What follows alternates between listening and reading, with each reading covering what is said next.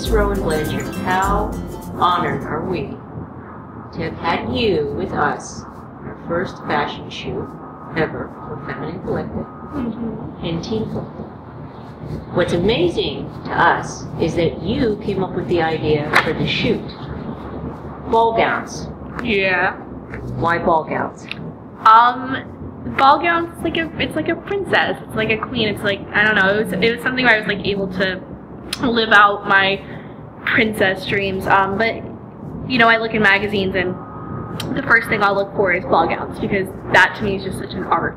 So, to be able to do that today, I just kind of told the idea to Marla and I was like, we have to make that happen. Out of all the dresses today, do you have one in particular that you really loved? Yeah, it's the one with like the white bodice kind of with all of the teal and like the purple. Oh yes, that was beautiful. That was beautiful. I was like a fairy.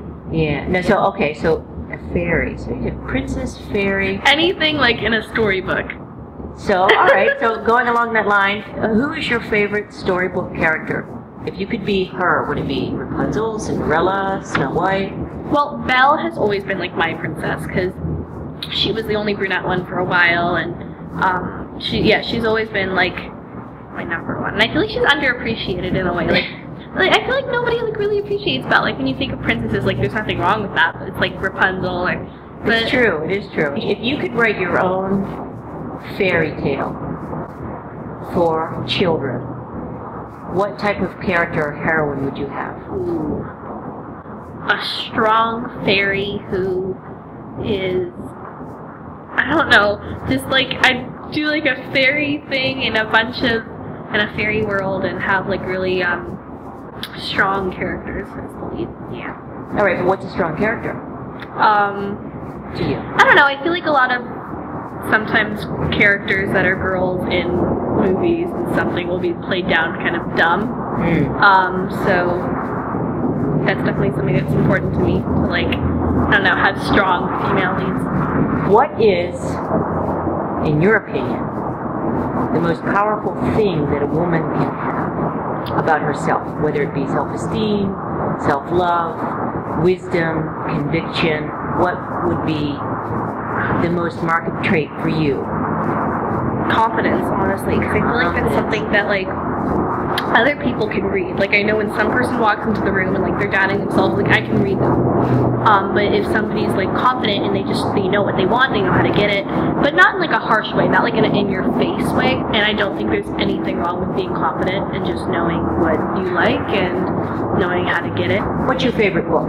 All-time favorite book? Oh, gosh, I can't do all time. That's so hard. But I can do like a top like 5, Go for 3. It. Harry Potter and the Sorcerer's Stone and Chamber of Secrets, like those. Any of the Harry Potter books. Just give me goosebumps, right? And just and that's Hermione in the books is like strong. She's powerful and she's like smart, and I really like that. Fault in Our Stars is another just incredible book. Gosh, there's so many that I love. But I'd say like those would probably be like my top 2. The ones that have touched you, those are the ones. Yeah, and The Outsiders and oh yes, The Outsiders. Wow. Good book. Yeah. Wow. So you love to read? Yeah, and I feel like reading is kind of a lost art. Like we can all kind of do it now on the tablets, we get iPhones, and that's fine. I mean, you're still reading something, but there's nothing, or to me at least, like getting a book, going to the bookstore, and like picking out a book, and then opening the book, and you know what I'm saying? Smelling the pages, you feel the paper. I get it. Yeah, I don't know. There's just something more like sentimental than having it on a phone. I agree with you. If you had one band to listen to, you were on an island by yourself, and that was it. You had one band that you were going to listen to. Who would it be? Easy. The Beatles. The Beatles. Girl, yeah. I love that. Favorite song from the Beatles? Across the Universe. Literally, I cannot listen to that song without crying. On a normal weekend, when you're not busy doing everything that you need to do to be Rowan Blanchard, what's your favorite pastime? What's your favorite thing to do? You can just be you. Bake. Or like, there's certain things that require my full attention that kind of distract me from other craziness that's happening. So baking is one of them because like I really have to concentrate on like how much I'm putting in, and that's one thing that I really have to concentrate on. And reading is another thing that I really have to like fully dedicate myself to. And then there's other things where sometimes I just want to sit on the couch with potato chips and watch a movie. Just be a kid. Yeah. What's your method or your way, or how do you pull yourself back in? Do you meditate? Do you take 20 minutes and maybe have a walk sometimes when you're stressed out? Do you take a nap? I mean, anything like that? The first thing I'd probably do is honestly like get it out on paper. So yeah, if that's something where like I feel like there's something that I can't think about without like stressing me out, it's so much easier for me to put it into words. Like just to kind of visualize it and then be like, okay, that's what's happening, and then sometimes I'll even just throw out what I write, because just the whole idea of just getting it out of my body, you know what I'm saying, and just something physical, I don't know, it makes it much easier than like in my head. Now you're going to be making an announcement soon, which we're thrilled about. And that's the fact that you're going to be writing for Teen Collective.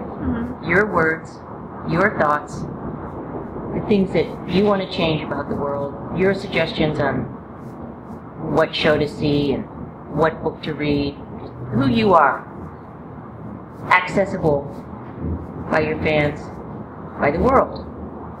What do you hope that your voice will sound like? What do you want your fans to take away from what you write? There's a number of things, but I feel like the main thing is like, a lot of adults sometimes will kind of shut down a kid's opinion on anything. So I'm not saying everybody does, but for instance, if I want to talk about, I don't know, something political or something that is a very important issue, sometimes just because I'm a kid, it kind of just gets squashed immediately. And I feel like that's something that kind of needs to stop. Like, people are forming their own voices, and when you want them to grow up and, you know, be able to make opinions on the world, you can't shut it down. No, you're right. Because if you have to live in this world one day, I mean, you have to be able to talk about it and not just be discouraged to. Yeah, I just think it's something where it's so important for people, you know, especially because Teen Collective is a website written for teens by teens. Yeah. Which is something that I feel like it's hard to come along by, because nobody can truly voice what it's like to be one unless you are one. Yeah. So, especially in today's day and age, because there's so much going on. I mean, there's social media. I mean, just tons of people wanting to share their opinions on you through a computer screen. Yeah. So, yeah, so this would be a good way for people to know who you are. Exactly. Who you are. Because it's me. Like, that's the one thing that's really, why I'm really excited about it, is because, you know, it's not my character, it's not characters that I play, it's something that's just my straight mind, my words, and that's exciting for me. Well, we can't wait, and as you know, I'll say it again, we're very happy, excited, proud, and honored that you're on board. Thank you so much for a wonderful shoot today. Thank you. And here's looking at you, kid.